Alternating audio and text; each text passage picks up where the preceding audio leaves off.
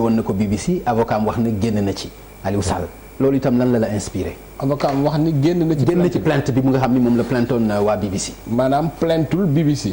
génn na ci waaw. selon son avocat dans ce cas day plainte Sénégal. je sais pas li ma dégg moom mooy BBC moom plaintatu ko pare na ci. mais BBC c'est le cœur du problème. ok mooy cœur wax ji c'est-à-dire que BBC moo xëy suba def enquête wax ji yëpp comme di doyen enseignant c'est la contradiction principale. BBC fa la wax ji jóge. mais bu fekkee ne Aliou Sall plaintul BBC mais léegi moom ça veut dire quoi ça veut dire que dafa nangu li ñu wax wala lan parce que ñaari affaire rek moo mën a am nga nangu ni parce que bon je peux comprendre mu bañ a plainte BBC à l'étranger plainte ko Sénégal. mais dañu koo taqal moom accusation yu grave ni dafa créer société ñu jaaral ci xaalis bu takku ni dafa def deal parce que ni ñu waxee affaire Franck Timis bi ak xaalis bi am ci BP sous-entendu bi mooy dafa deal ak Franck Timis pour ñoom ñu seddoo xaalis boobu. pour man loolu accusation mënu ko gën a grave. tu comprends je considère que premier argument de défense d'ailleurs bi mu defee conférence de presse am loolu la njëkk a annoncé. oui plainte contre daal BBC di damay plainte contre BBC. oui. donc su fekkee ni retiré na plainte am contre BBC loolu ça veut dire que procureur de la République alors amatul travail bu mag bu muy def. d'accord na convoqué journaliste BBC bi. d'accord parce que non parce que. léegi moo ko demandé Vieux Diouf bu fekkente ni mën na ma jotal. voilà laaj ko document yi mu soxla avocat Aliou Sall bu fekkee mën na ko jot. pour ñu mën ci am plus d'informations. ñu jot ko Vieux bu fekkente ni mën nga am avocat Aliou Sall ci dossier bi pour mu indil ñu ci ay leeral. loolu dina am solo bu fekkente ni mënuñu ko am aussi ñu jàpp ni information boobu lu ñu jot la. et que lu ñu jàpp ni itam lu leer la. sëñ Mody. ndax mën nga ñu wax aussi ban gis-gis nga am ci loolu nga xam dégg nañ ko muy génn boo xam génn na ko ci plainte bu mu doon plainte waa BBC gannaaw reportage bi ñu def ci moom. kan moom Aliou Sall waaw. xam nga man Pape je risque de te décevoir. man Aliou Sall la muy def ça ne m'intéresse pas. xam nga li am solo liñ ko jiiñ ko ñeneen lu garaaw a garaaw la et ça porte sur nos ressources nationales. nañu ko leeral fa ñu koy leeree mooy fee procureur de la République jot na ndigal pour leeral ko. waaw mais yow foofu sa xel dalu fa. waaw na nit ñi takku. waaw mais bu fa sama xel dalul sama xel dana dal ci plainte bu Aliou Sall. man Aliou Sall ne retient pas mon attention. teg nañu problème yu grave a grave. yoo xam dañ ko jël dugg baaraam dugg ci baaraam magam parce que lu ñiin jaagate mooy njaag. ji nga man jàpp naa ni sama xalaat lay wax. si nous étions dans une vraie démocratie avec un parlement indépendant une justice indépendante. des citoyens conscients de leurs responsabilités. Macky Sall mii mandat bi dana nekk en jeu. l'affaire bi c'est très grave. lu tax mais lu tax. lii ñu wax nii.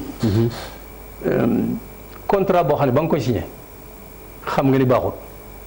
boo recommandation yi wax na leen baaxul booba nee nañ Petro-Tim waru ci woon a dugg sax.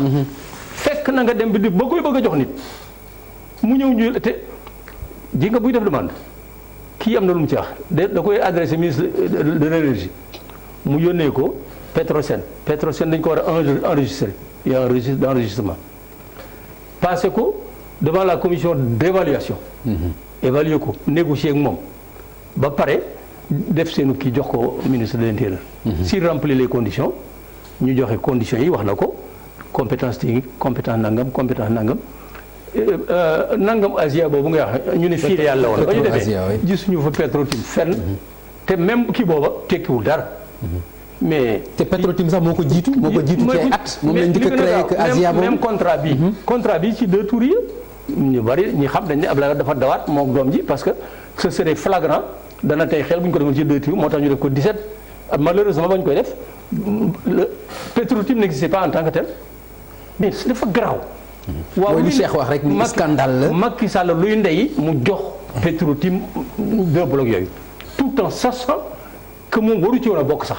d'accord luy ndey ba pare aussi loolu scandale la mais li gën a nekk scandale mooy bloc yooyu bañ leen ko joxee transaction yi ci am yëpp gën a nekk scandale ci ñoom ak BP ak Cosmos yooyu yëpp nekk aussi ay yeneen xeeti scandale yoo xam ne nekk na ci biir. damaa ci benn détail bu ndaw a tey damay liir ñu ne ma benn acte bi Aliou Sall créé sa société. ak notaire ba association dénommée Petro-Tim Limited Sénégal nangam dont le siège est aux îles Caïmans. Petro-Tim de Aliou Sall le siège est aux îles Caïmans d'après l'acte là luy ndey mu créé société fii yóbbu ko îles Caïmans ñëpp xam nañ îles Caïmans la mu doon. mais loolu rek mar d'Italie. ak yeneen ak yeneen. léegi dafa am fu mu bëgg aussi ñu taxaw ci parce que dafay yomb ku mel ni Abdoul Mbaye autant nekkoon premier ministre contresigné contrat boobu wëlbatigu wax ni dañ ma ci nax dama ci juum da nga yaakaar ni responsabilité am dafay yem foofu rek quoi. déedéet. ci dañ ma nax rek quand même. déedéet dañ ma nax moom kon coow li yëpp yaakaar nga ni itam dañ ma nax moom kilifa du ko wax. kilifa moom mënu tax ni dañ ma nax surtout foo xam ne dem nga ba poser sa signature. dañ ma nax mais nag def na mea culpa aussi Abdou Mbaye def na mea culpa taxaw na carrément ni vraiment affaire boobu lu ko gêné la lu ko metti la parce que moom dafa jàpp ne Aly Ngouille Ndiaye daf ko nax. te boobu bi affaire bi di am dafa fekk mu am rapport de confiance yu grave ak Macky Sall gis na ni Macky Sall bëggoon na mu signer décret bi Aly Ngouille Ndiaye def rapport boo xam ni moom amuloon temps vérifier ko ndax dafa bari woon dossier yu muy gérer rek yooyu def na mea culpa am daal. mais moom bu.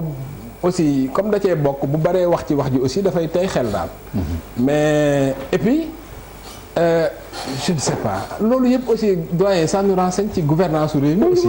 parce que nag aussi tu ne peux pas engager réew mi ci montant yu am solo yooyu. nga nekk premier ministre du Sénégal taxaw naan dañ ma nax. loolu aussi dafa ça veut dire que loolu ci da nga koy wax dans un autre pays occidental après mais dara lu ne mën na cee fekk. mais globalement. boo résumé dossier bi ci Abdoul Mbaye aussi c'est pas juste. waaw parce que résumé wuñ ko. voilà ça part la ñuy dégager quand même part bi mu ci am la ñuy dégager dafa nekk au bout. c'est pourquoi d'ailleurs. d'ailleurs boo dégloo bu baax Abdoul Mbaye nga mën a distinguer politique dafa am lu muy wax di ko répéter. mas naa ko dégg mu ni du ma baal mukk Macky Sall affaire bii mu ma def loo daal. tu comprends du ma baal mukk Macky Sall affaire bii mu ma def loo. ci affaire Petro-Tim bi lay wax waaw wax na ko bi Sonko di génne livre am. c'est-à-dire mu wax je ne pardonnerai jamais à Macky Sall de m'avoir embarqué dans ce dossier yu dem noonu. ça veut dire quoi ça veut dire que Macky Sall daf ko woo ne ko signer dossier bi les yeux fermés wala vraiment dañ ko piéger mais loo ci mën a dégg. boo ko mën a jëlee rek responsabilité Abdou Mbaye doo ko. c'est pourquoi d'ailleurs comme il était premier ministre aussi au moment des faits man li ma gêné un peu ci positionnement am. mooy li mu ciy wax quand même bari na. te bi affaire yi di am premier ministre moom ak Thierno Alassane Sall seen position ci affaire dafa garaaw xam nga lu tax. parce que ay dossiers la yoo xam ne nii seen fonction taxoon nañu gérer ko. ci état dafa am lu ñuy woowee obligation de réserve maanaam dossier boo xam da nga ci impliqué wu woon.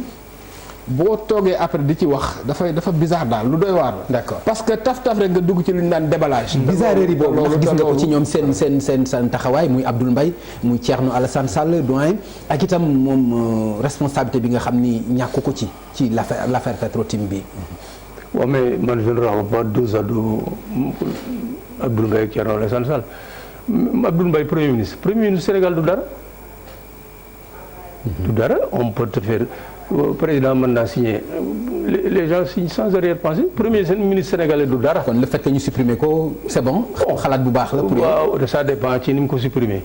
def campagne électorale ba campagne électorale jox il n'a pas pipé mot de ça. ok d'accord ñëw il ne respecte pas les Sénégalais. tu ma doon la ko il ne respecte pas les Sénégalais. voilà et je continue. premier ministre du Sénégal moom tout le monde sait que c'est pas grand-chose. on peut lui faire signer voilà mais il n'est pas le problème. le problème c'est Macky Sall. moi je le dis encore il n'est pas le problème c'est le président de la République que j'appelle le président politicien voilà tout c'est lui lu njiin jaaga te mooy njaag bu nag see fii décret boobu mu signé moo indi lépp te il l'a signé en mais kii itam bu ko contre signé wutoon mais duñu egg si fii non bu ko contre signé wuloon ñu daax ko indi keneen mu contre signé ko waaw mais loolu moo gënoon. loolu moo gënoon. est-ce qu'il était conscient de ce qu'il loolu moo gënoon Thierno Alassane Sall bi mu demee ba d'accord ci total. d'accord dafa nag c'est important mon frère dafa d'accord dafa taxaw ni d'accord moo ñu dàq ko. indi keneen mu signé ko jubóo na ak yow. waaw à la limite sax mu defoon ko ñu dàq ko indi keneen mu signé ko moo gën. absolument voilà mu d'accord parce que responsabilité aussi il faut mu am ci. il faut mu am ci dindi ma responsabilité am sax. dama demee sa responsabilité par rapport à vraiment c'est voilà c'est insignifiant. man daal ndeyum bi léegi mooy kooku signer contrat en connaissance de cause xam ne ki nga koy signal waru fi woon a taxaw. amul benn kii remplirul benn condition bu code pétrolier wax. aucune des conditions. donc voilà. du référence du finance. dara du référence du finance. dara. mais nag Pape aussi.